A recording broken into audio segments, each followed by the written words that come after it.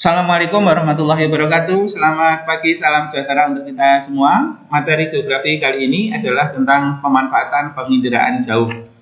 Penginderaan jauh yang produknya adalah citra penginderaan jauh adalah sebenarnya merupakan teknologi daripada peta. Namun keduanya hingga saat ini masih saling dibutuhkan karena memiliki kelebihan dan kekurangan masing-masing. Sebelumnya kita akan mempelajari tentang perbedaan peta dengan penginderaan jauh. Peta ada di sebelah kiri, penginderaan jauh yang berwujud citra atau foto udara, saya ambilkan contoh, ada di sebelah kanan. Perbedaannya yang pertama, peta itu waktu pembuatannya lama, sedangkan citra itu sangat singkat. Yang kedua, peta bentuk gambarnya hanya 2 dimensi, citra bisa 2 dimensi, bisa 3 dimensi. Yang ketiga, penampakan objek di dalam peta itu dalam bentuk simbol atau dilambangkan, sedangkan di citra itu wujudnya asli.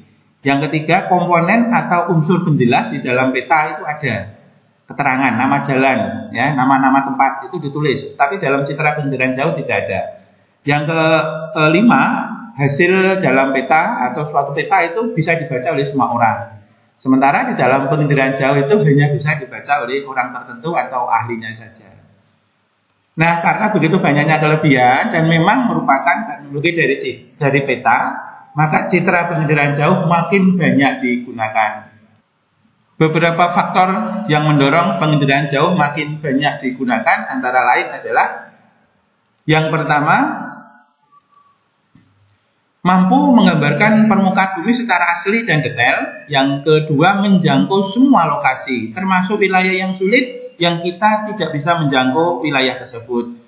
Kemudian selalu update atau keadaannya relatif baru karena akan diperbarui seterusnya. Mencakup daerah yang sangat luas, proses pembuatannya cepat, dan bentuk gambar bisa 2 dimensi dan 3 dimensi.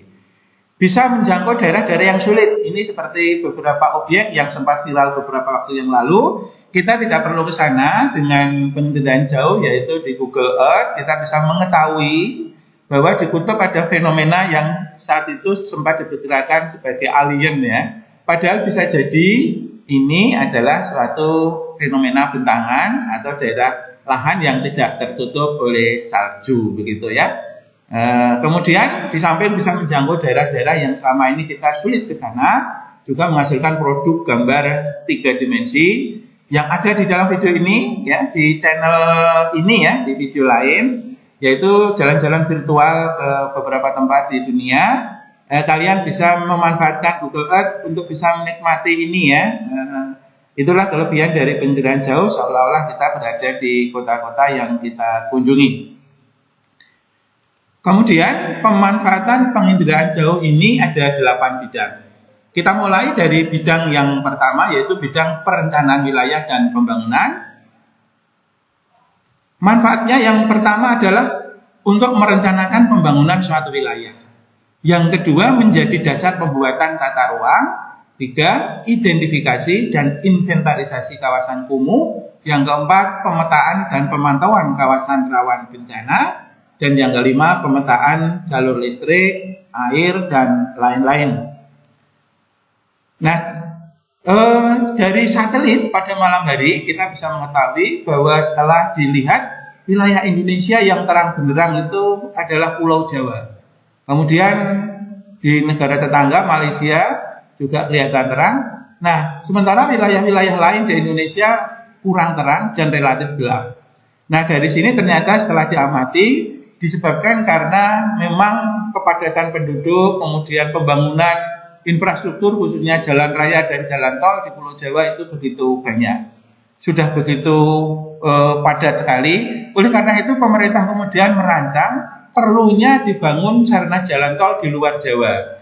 Maka oleh karena itu dalam beberapa tahun terakhir ini kita sedang proses pembangunan jalan tol menghubungkan ujung selatan Sumatera sampai dengan Banda Aceh. Kemudian juga bisa mengamati daerah-daerah kumuh yang ada di permukaan bumi, daerah yang rawan longsor, ya, rawan bencana, atau daerah yang sudah terkena imbas bencana dibandingkan dengan daerah yang sebelum terkena bencana. Kemudian yang kedua adalah dalam bidang penggunaan lahan. Apakah manfaatnya?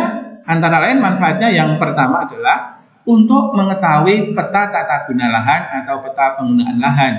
Yang kedua, mengetahui luas lahan pertanian. Yang ketiga, mengetahui perkembangan lahan subur dan lahan kritis. Yang keempat adalah membuat prediksi penggunaan lahan berikutnya. Kemudian untuk perencanaan dan pengembangan wilayah.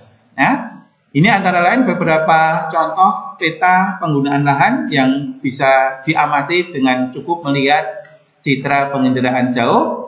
Kemudian kita juga bisa mengetahui luas lahan pertanian dengan lahan non pertanian, kemudian mengetahui lahan subur dan lahan kritis, contoh wilayah suatu kawasan hutan yang menjadi rusak karena untuk eksploitasi tambang, dimungkinkan ketika tidak direboisasi atau dikembalikan ke lahan, maka akan menjadi lahan yang tandus dan kritis ya.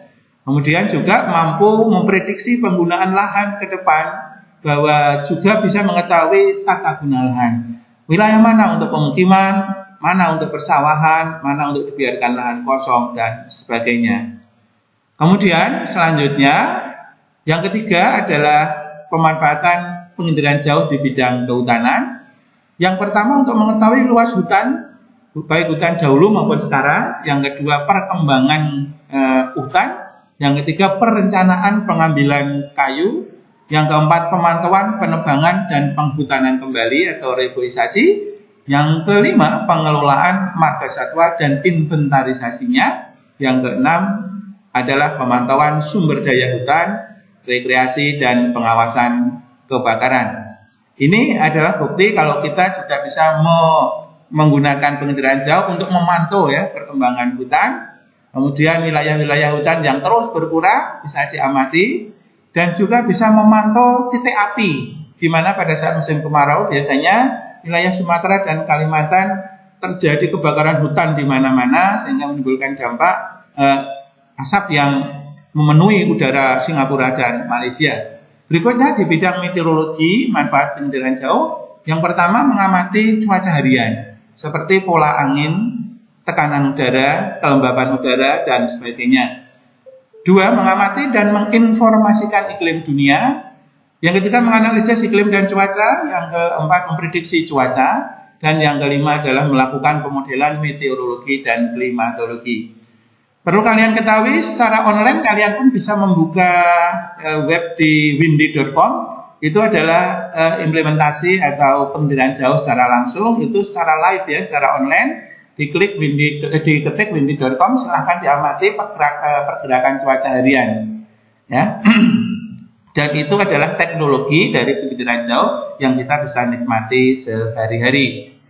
Berikutnya pemanfaatan penginderaan jauh dalam bidang oceanografi. Yang pertama mengamati sifat fisik air laut ya, sifat fisik air laut, arus laut, salinitas, dan lain-lain. Mengamati pasang surut dan gelombang laut. Kemudian mencari lokasi upwelling. Kemudian studi perubahan pantai, erosi, dan sedimentasi. Ini ya, kita bisa mengamati sifat fisik air laut seperti suhu. Warna yang merah itu berarti panas ya, yang biru berarti kurang atau relatif lebih dingin ya. Kemudian juga bisa mengamati daerah upwelling. Upwelling itu adalah wilayah-wilayah yang potensi untuk ikan ya. Kenapa? Karena gerakan air dari bawah ke atas memungkinkan plankton terangkat ke permukaan sehingga akumulasi ikan itu banyak, sehingga membantu para nelayan. Kemudian faktor penggunaan yang lain juga mengetahui arus laut ya, dan juga penggunaan untuk mengetahui perkembangan pantai ya, baik itu erosi, abrasi maupun bencana. Dalam bidang hidrologi, pemanfaatan penginderaan jauh untuk memantau daerah aliran sungai, pemetaan sungai, kemudian juga pemantauan luas daerah dan intensitas daerah banjir. Jadi kita bisa mengamati bagaimana alur sungai, perkembangan sungai, resiko sungai ketika banjir, ya, dan sebagainya. Ini dalam bidang hidrologi. Dan contoh-contoh satelit yang mengawasi di sini adalah Landsat atau lens satelit, IRS, dan SPOT. Ya. Kemudian dalam bidang kependudukan adalah untuk memetakan persebaran penduduk, memetakan dan memprediksi kepadatan penduduk, memetakan bentuk rumah penduduk, dan mengetahui pola pemukiman penduduk. Dari citra satelit kita bisa mengetahui bahwa kawasan yang lebih rapat, lebih cerah ini adalah produk atau hasil bangunan manusia. Sementara wilayah yang masih biru itu berarti jarang ya, jarang penduduknya. Dari sini kita bisa mengetahui bahwa tingkat kepadatan penduduk dan persebaran penduduk dari suatu wilayah. Juga bisa mengetahui bentuk rumah, ada yang persegi, persegi panjang, kemudian ada yang konai ya, karena lingkaran dari atas, dan juga bisa memprediksi pola, mengetahui ya, pola pemukiman dari suatu wilayah. Kemudian pada bidang pemetaan, antara lain dapat memetakan daerah yang sangat luas dengan cepat, berbiaya lebih murah, dapat memetakan beragam peta tematik, dan proses pembuatan lebih cepat. Beberapa wilayah yang tidak bisa dijangkau, kita bisa menjangkau dengan citra penginderaan jauh, seperti kutub utara, kutub selatan, wilayah dekat kutub yang kita tidak bisa ke sana tapi ingin mempelajarinya. Demikian pemanfaat penginderaan jauh, semoga bermanfaat. Wassalamualaikum warahmatullahi wabarakatuh.